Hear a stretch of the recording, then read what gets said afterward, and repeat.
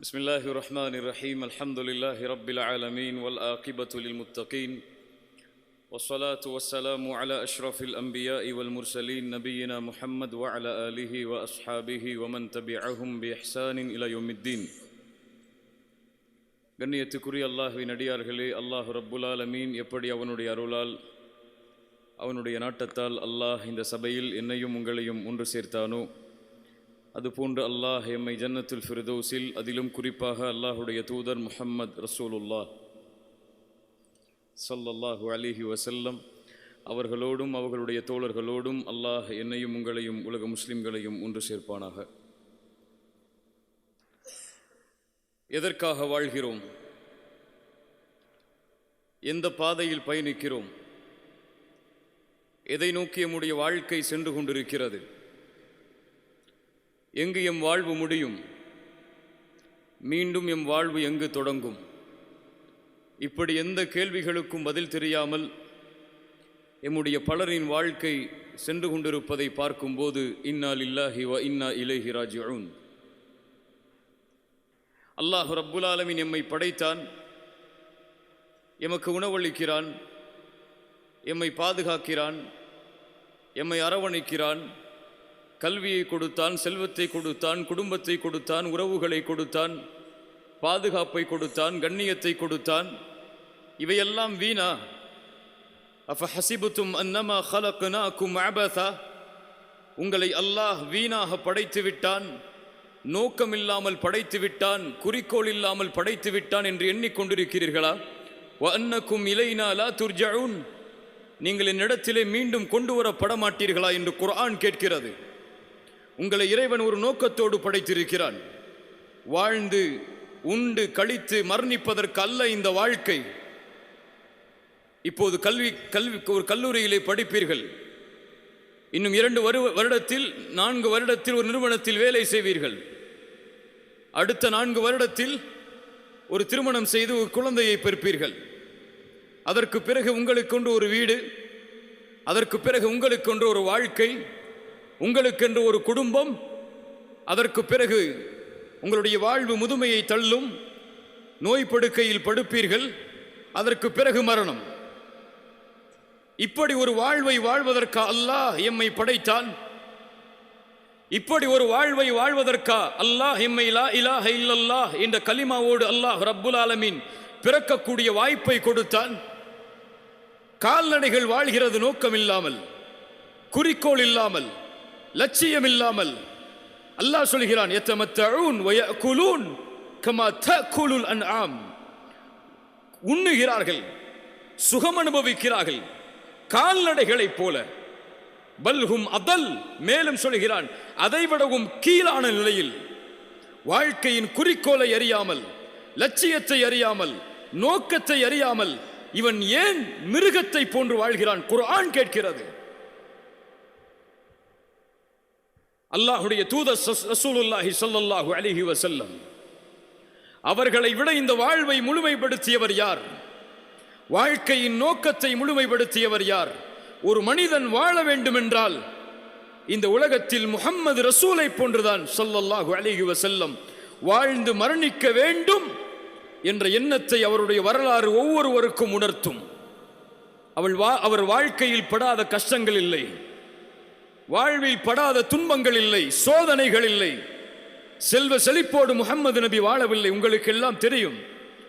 பசியால், ஏழ்மையால், வறுமையால், உறவுகளை இழந்து, உரிமைகளை இழந்து, சொந்த நாட்டை இழந்து, கவலையோடும் கஷ்டத்தோடும் தன்னுடைய வாழ்வு முழுவதையும் சோதனைகளோடும் வசித்தவர். ஆனால் அவர் மரணிக்கும் போது அவர் வாழ்வில் மகிழ்ச்சி இருந்தது. அவர் மரணிக்கும் போது அவர் வாழ்க்கையின் ஆனந்தம் அவர்களுடைய முகத்தில் தெரிந்தது. அடிக்கடி சொல்லக்கூடிய நிகழ்வுதான். இந்த வரலாறை பேசும் வரை அதை பற்றிய சிந்தனை எனக்கு ஏற்படவில்லை. ஆனால் அந்த இடத்தை கடக்கும் போது என் உள்ளம் யோசித்தது. கடைசி தருவாய் அல்லாஹுடைய தூதருடைய மரணத்தில் அல்லாஹுடைய ரசூல் மரணிக்கப் போகிறார்கள். எம் உயிரிலும் மேலான முஹம்மது நபியின் மரணத்துடைய செய்தி உலகத்தில் யார் கேட்டாலும் கலங்குவார்கள். எழுந்திருக்க முடியவில்லை, நிற்கிறார்கள், கீழே விழுகிறார்கள், எழுந்திருக்கிறார்கள், நிற்கிறார்கள், கீழே விழுகிறார்கள். அவர்களால் தொழுகையை நடத்த முடியாது என்ற நிலைமை வரும்போது அபூபக்கரை தொழுகை நடத்துமாறு ஏவுகிறார்கள். 3 நாட்கள் அபூபக்கர் தொழுகை நடத்துகிறார் ரலியல்லாஹு அன்ஹு. முஹம்மது நபி உயிரோடு வாழும் போது 3வது நாள் முடிகிறது. 4வது நாளுடைய காலை விடியல் வருகிறது. ஃபஜ்ருடைய தொழுகை. நபித்தோழர்கள் எல்லாம் அபூபக்கருடைய தலைமையில் வரிசையில் அல்லாஹ்வுடைய தூதர் தன்னுடைய அறையின் திரையை கொஞ்சம் அகற்றி பார்க்கிறார்கள். அல்லாஹ்வுடைய தூதர் தன் தோழர்களை பார்த்த இறுதியான நேரம் அதுதான். அவர்களுக்கு தெரியும், இதுதான் என் தோழர்களை நான் பார்க்கக்கூடிய இறுதி நேரம் என்று. திரை அகழ்கிறது. அல்லாஹ்வுடைய தூதர் பார்க்கிறார்கள். நபித்தோழர்கள் அபூபக்கருடைய தலைமையில் படைத்த இறைவனுக்கு முன்னால் சஃப்புகளில் அல்லாஹ்வுடைய தூதர் ஒரு புன்சிரிப்பை சிரித்தார்கள். அந்த சிரிப்பின் அர்த்தம் தெரியுமா? அந்த ஆனந்தத்தின் மகிழ்ச்சி தெரியுமா? நோக்கத்தோடு, குறிக்கோளோடு, லட்சியத்தோடு, வீரத்தோடு உலகம் முழுவதும் இந்த லா இலாஹ இல்லல்லாஹுவை ஏந்தி செல்லக்கூடிய ஒரு சமூகத்தை உருவாக்கி விட்டோம் என்ற மகிழ்ச்சியின் ஆனந்தம் அந்த நபித்தோழர்களை அல்லாஹ்வுடைய தூதர் பார்த்த இறுதியின் பார்வை இல்லையா? யாரை தலைவராக அல்லாஹ்வுடைய தூதர் நியமித்தார்களோ அந்த அபூபக்கரின் நிலைமை உங்களுக்கு தெரியும். ஒரு முறை அறிவித்தார்கள் அல்லாஹ்வுடைய தூதர், ஒரு அடியான், அவனுக்கு உலகமும் கொடுக்கப்பட்டது, இறைவனும் கொடுக்கப்பட்டான். அந்த அடியானோ இறைவனிடத்தில் இருப்பதை தேர்ந்தெடுத்துக் கொண்டான், உலகத்தை விட்டுவிட்டான் என்று சொல்லும் போது எல்லோரும் மகிழ்ச்சி அடைந்தார்கள். அபூபக்கர் அழுதாரா இல்லையா? ஏன் அழுதார்? அல்லாஹ்வுடைய தூதர் கூறுவது, இந்த உலகத்தை விட்டு அல்லாஹ்வுடைய தூதர் பிரிய போகிறார்கள் என்ற செய்தியை. அல்லாஹ்வுடைய தூதருடைய பிரிவை ஏற்க முடியாமல் அபூபக்கர் அழுகிறார் ரலியல்லாஹு அன்ஹு. மரண தருவாய் வருகிறது. அல்லாஹ்வுடைய தூதர் மரணித்து விட்டார்கள். எல்லா நபித்தோழர்களும் கவலையில் இருக்கிறார்கள். உமரால் ஏற்றுக்கொள்ள முடியவில்லை. உமர் சொன்னார்கள், யார் முஹம்மது ரசூல் இறந்து விட்டார்கள் என்று சொல்வார்களோ அவர்களுடைய தலையை என்னுடைய வாள் கொய்யும். நபித்தோழர்கள் கலங்கி நிற்கிறார்கள். இனிமேல் எப்படி வாழ்வது? யாரை நம்பி இருப்பது? யார் எமக்கு வழிகாட்டுவது? யாரை பார்த்து மகிழ்ச்சி அடைவது? யாருக்காக எம் உயிரை அர்ப்பணிப்பது என்று கலங்கி நிற்கிறார்கள் எல்லா நபித்தோழர்களும். எப்போதும் கலங்காத அபூபக்கர், எப்போதும் கலங்கக்கூடிய அபூபக்கர் அந்த சபைக்கு வருகிறார் கலங்காமல். வந்து பார்க்கிறார் முஹம்மது ரசூலை. அவருடைய கண்ணில் ஒரு சொட்டு கண்ணீர் வரவில்லை. தன் நண்பன், தன் தோழர், தன் தூதர், தன் நேசர் ஒரு நாள் அவருடைய வாழ்க்கையில் இல்லை முஹம்மது ரசூலை பிரிந்ததாக. அவ்வளவு பெரிய இழப்பு. வந்து நிற்கிறார்கள். அல்லாஹ்வுடைய தூதருடைய ஜனாசா திறக்கிறார்கள். முத்தமிட்டார்கள். உயிரோடு இருக்கும் போதும் மணந்தீர்கள், இறந்ததற்கு பிறகும் மணந்து கொண்டிருக்கிறீர்கள். என் தோழரே, என் தூதரே, என் நேசரே. அவ்வளவுதான். திரும்ப சென்றார்கள் வெளியே.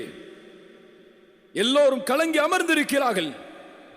உமர் வாளை ஏந்தி நிற்கிறார். சொன்னார்கள், உமரே உட்காரு, உட்காரு உமரே. யாரெல்லாம் முஹம்மதை வணங்கினீர்களோ இதோ முஹம்மது இறந்து விட்டார். யாரெல்லாம் படைத்த இறைவனை வணங்கினீர்களோ வல்லாஹு ஹய்யுன் லா யமூத், அவன் உயிருள்ளவன், ஒருபோதும் மரணிக்க மாட்டான். இந்த வீரத்தை கொடுத்தது எது? இந்த ஆற்றலை கொடுத்தது எது? ஒரு சமூகம் தலைமை இழந்து நிற்கக்கூடாது. இந்த சமூகத்தை இந்த நேரத்தில் கலங்க வைத்து விட்டால் யார் இந்த சமூகத்தை வழிகாட்டுவது என்ற வீரத்தை அபூபக்கருடைய உள்ளத்திலே கொடுத்தது எது?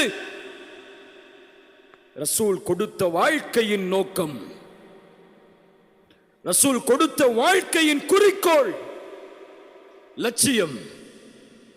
ஒரு சமூகத்தை உருவாக்க வேண்டும் என்ற லட்சியம், ஒரு சமூகம் கலங்கி நிற்கக்கூடாது என்ற லட்சியம், ஒரு சமூகம் படைத்த இறைவன் அமைத்த பாதையிலிருந்து திரும்பிவிடக்கூடாது என்ற லட்சியம்.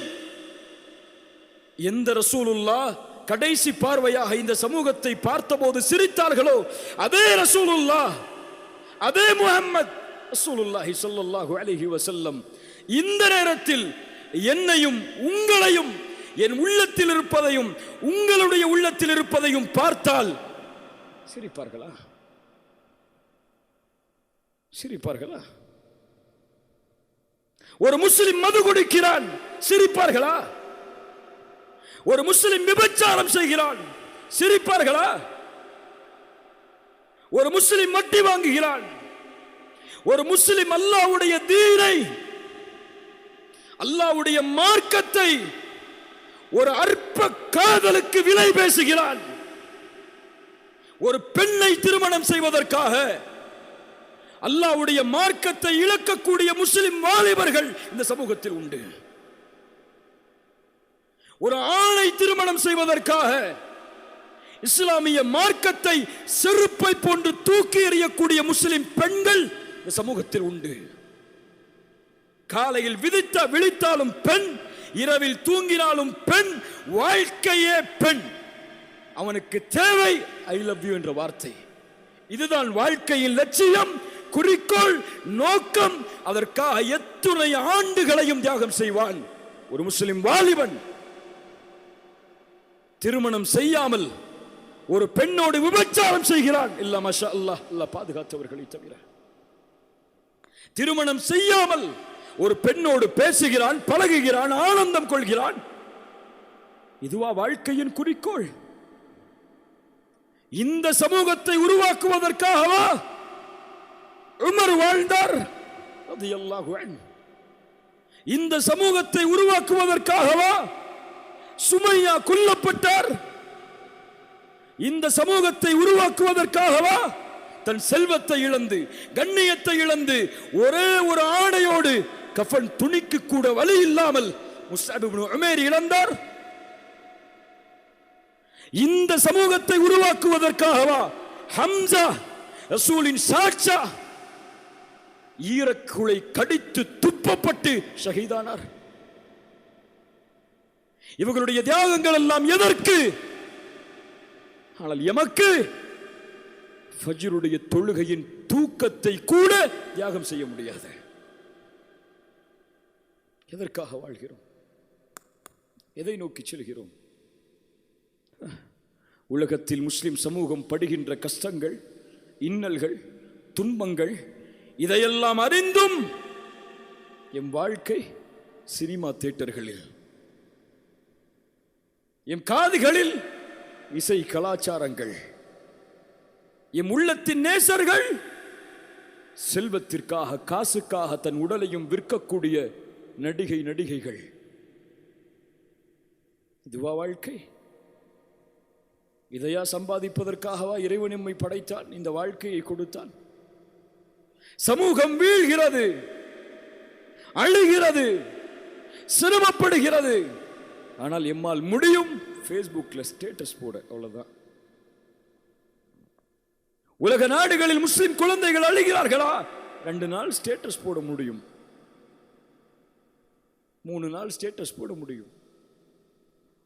மியான்மர் 3 நாள் பேசுவோம், சிரியா 3 நாள் பேசுவோம், பலஸ்தீன் 3 நாள் பேசுவோம், இலங்கை 3 நாள் பேசுவோம். 4வது நாள் ஃபர்ஸ்ட் ஷோக்கு டிக்கெட் எடுத்து நிற்போம்.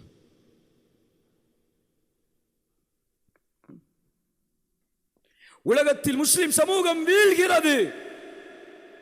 டப்மாஷ் ஹலாலா ஹலாலான்னு பேசி, ஹராமான்னு பேசிட்டு இருப்போம். மியூசிக்கலில் எங்கேயோ இருக்கு பொண்ணோட பாட்டு படிச்சுட்டு இருப்போம். இந்த சமூகத்தை முஹம்மது ரசூல் பார்த்தால் என்ன நினைப்பார்கள்? இன்னா லில்லாஹி வ இன்னா இலைஹி ராஜிஊன். சென்றது சென்றதாக இருக்கட்டும், நடப்பது நடப்பதாக முடியட்டும். இனி வீழ்வதும் வீர் கொண்டு எழுவதும் எம் கரத்தில். ரசூலுல்லாஹி ஸல்லல்லாஹு அலைஹி வஸல்லம் சொன்னார்கள், பத அல் இஸ்லாமு கரீபன் வஸயஊது கரீபன் ஃபதூபா லில் குரபா ஃபதூபா லில் குரபா ஃபதூபா லில் குரபா. இஸ்லாம் ஒன்றுமே இல்லாமல் தோன்றியது, அதுபோல் இஸ்லாம் ஒன்றுமே இல்லாமல் வீழும். எந்த நிலைமையில் ஆரம்பமானதோ அதே நிலைமைக்கு இஸ்லாம் மீண்டும் திரும்பும். கண்ணியத்தை இழப்பாய், ஆற்றலை இழப்பாய், வெற்றியை இழப்பாய், எல்லாம் இழக்கக்கூடிய ஒரு சூழ்நிலை வரும். ஃபுல் ஸ்டாப் வைக்கல, ஒரு வார்த்தை சொன்னார்கள், ஃபதூபா லில் குரபா, அந்த குரபாக்களுக்கு நற்செய்தி உண்டு. யார் அந்த குரபா? எந்த இஸ்லாம் ஒன்றுமே இல்லாமல் இருந்தபோது முஹம்மது ரசூலாலும் அவர்களுடைய தோழர்களாலும் இந்த உலகம் முழுவதும் எடுத்துச் செல்லப்பட்டு இஸ்லாமிற்கும் அவர்களுக்கும் கண்ணியத்தை இந்த உலகம் தேடி தேடி தந்ததோ, அது போன்று ஒன்றுமே இல்லாமல் வீழக்கூடிய நேரத்தில் ஒரு சமூகம் உருவாகும். இழந்த கண்ணியத்தையும் இழந்த வெற்றியையும் மதிப்பையும் பெற்றுத் தருவதற்காக அந்த சமூகம் வீறு கொண்டு எழும். விழுந்த கண்ணியத்தை உயர்த்தும் வரை தம் வாழ்வின் கண்களை மூடாது அந்த சமூகம். அந்த குரபாக்களுக்கு நற்செய்தி உண்டாகட்டும். அல்லாஹ் அந்த கூட்டத்தில் என்னையும் உங்களையும் ஆக்குவானாக. வாழ், மரணத்திற்கு முன்னால் இவன் போல் வாழ வேண்டும் என்ற வாழ்க்கையில் வாழ். கூட்டங்களில் தெரியக்கூடிய முகங்களாக உன்னை ஆக்கிக் கொள்ளாது. அந்த கூட்டமே உன்னை நோக்கி திரும்பி பார்க்கக்கூடிய முகங்களாக உன் முகத்தை ஆக்கிக்கொள். அது உனக்கு அல்லாஹ் கொடுத்த கண்ணியம், அல்லாஹ் கொடுத்த மதிப்பு. படைத்த இறைவனே உன்னோடு வாழும் போது, உன்னோடு இருக்கும் போது வேறு யார் வேண்டும் உன் துணைக்கு? இந்த உலகத்தை ஆள வேண்டுமா? அவன் இருக்கிறான். இந்த உலகத்தின் பட்டங்களையும் வசதிகளையும் செல்வத்தையும் பெருக்கி உலகமே உன்னை திரும்பி பார்க்க வைக்கும் அளவிற்கு உன் வாழ்க்கையை இந்த உலகத்தில் அமைக்க வேண்டுமா? அவன் இருக்கிறான். முன்னாள் வா, முயற்சி செய். உலக சமூகத்திற்கு முன்னால் நீ வாழ்ந்து காட்டு. இப்படித்தான் வாழ வேண்டும் என்ற வாழ்க்கையை, இப்படித்தான் ஒரு முஸ்லிம் வாழ்ந்து மரணிப்பான் என்ற வீரத்தை உன் கண் மூடக்கூடாது. உன்னால் ஒரு மனிதன் வாழ்ந்தான் என்ற செய்தியை கேட்காமல். அதுதான் ரசூலுல்லாஹி ஸல்லல்லாஹு அலைஹி வஸல்லம் எனக்கும் உங்களுக்கும் விட்டு சென்ற பாடம். எம் ரசூல் நாளை மறுமையில் எம்மை பார்ப்பதற்காக காத்து கொண்டிருப்பார்கள். அந்த பாதையை நோக்கி தான் நடந்து கொண்டிருக்கிறோம் எம்மை அறியாமல். ஒரு நாள் இந்த உலக வாழ்க்கை எனக்கும் உங்களுக்கும் முடியும். அந்த முஹம்மது ரசூலை நாளை மறுமையில் பார்க்க வேண்டாமா? அந்த முஹம்மது ரசூலோடு நாளை மறுமையில் வாழ வேண்டாமா? அந்த முஹம்மது ரசூலோடு நாளை மறுமையில் அமர வேண்டாமா? அதற்கு என் வாழ்க்கையும் உங்கள் வாழ்க்கையும் போதாது. அந்த நபித்தோழர்களின் வாழ்க்கையை ஈடுகட்ட முடியாது, அந்த வாழ்வை வாழ முடியாது. ஆனால் அவர்களின் வழியில், அவர்கள் சென்ற நோக்கத்தில், அவர்கள் விட்டு சென்ற பணிகளை கையில் எடுத்து அந்த பாதையில் முயற்சித்தால் நாளை மறுமையில் முஹம்மது ரசூல் உனக்காகவும் எனக்காகவும் நாளை காத்து கொண்டிருப்பார்கள். உன் பெயரை, என் பெயரை நாளை மறுமையில் அறிவிப்பார்கள் முஹம்மது ரசூலிடத்திலே. இதோ உன் சமூகத்தில் ஒருவன் வாழ்ந்தான், உன் சமூகம் வெற்றி பெற வேண்டும் என்பதற்காக என்ற அறிவிப்பை கொடுத்து உன்னை அறிமுகப்படுத்துவார்கள். முஹம்மது ரசூலுல்லாஹ் ஸல்லல்லாஹு அலைஹி வஸல்லம் இன்ஷா அல்லாஹ் எம்மை கட்டி அணைப்பார்கள். அதைவிட உலகத்தில் வேறு எந்த இன்பத்தை நோக்கி செல்கிறாய்? வாழ்க்கை இது, ஒரு அற்பமான வாழ்க்கை இது. ஆனால் மரணிக்கும் போது, எம் உயிர் இந்த உலகத்தை விட்டு பிரியும் போது, எல்லா பொறுப்புகளையும் நிறைவேற்றி இந்த உலகத்தில் எம்மக்காக வாழக்கூடிய, எம் நோக்கத்தை கடைபிடிக்கக்கூடிய, எம் செய்திகளை தாங்கி நிற்கக்கூடிய இப்படி ஒருவன் வாழ்ந்தான் என்ற வார்த்தையை உலகம் எமக்கு பின்னால் சொல்லக்கூடிய அளவிற்கு வாழ்க்கையை உருவாக்கிவிட்டோம். என் படைத்த இறைவனின் திருப்தியோடு அவனை சந்திக்கப் போகிறேன் என்று கண்களை மூடாமல் இந்த உலகத்தில் இருந்து உன் உயிரை எடுத்துவிட அனுமதி கொடுத்து விடாதே. அது வாழ்க்கை, ஒரு வீரனின் வாழ்க்கை, வெற்றியின் வாழ்க்கை, குறிக்கோளுடைய வாழ்க்கை, லட்சியத்தின் வாழ்க்கை. அவர்கள் வெற்றியடைவார்கள். அல்லாஹ் அந்த கூட்டத்தில் என்னையும் உங்களையும் ஆக்குவானாக. அல்லாஹ் எம் பாவங்களை மன்னித்து அல்லாஹ் ரப்புல் ஆலமீன் எம்முடைய செயல்பாடுகளை அங்கீகரிப்பானாக. அல்லாஹ் எப்படி இந்த சபையில் என்னையும் உங்களையும் ஒன்று சேர்த்தானோ அதுபோன்று அல்லாஹ் எம்மை ஜன்னத்துல் ஃபிர்தௌஸில் அதிலும் குறிப்பாக அல்லாஹுடைய தூதர் முஹம்மது ரசூலுல்லாஹ் ஸல்லல்லாஹு அலைஹி வஸல்லம் அவர்களோடும் அவர்களுடைய தோழர்களோடும் அல்லாஹ் என்னையும் உங்களையும் ஒன்று சேர்ப்பானாக. அகூலு கௌலி ஹாதா அஸ்தக்ஃபிருல்லாஹ லீ வலக்கும்.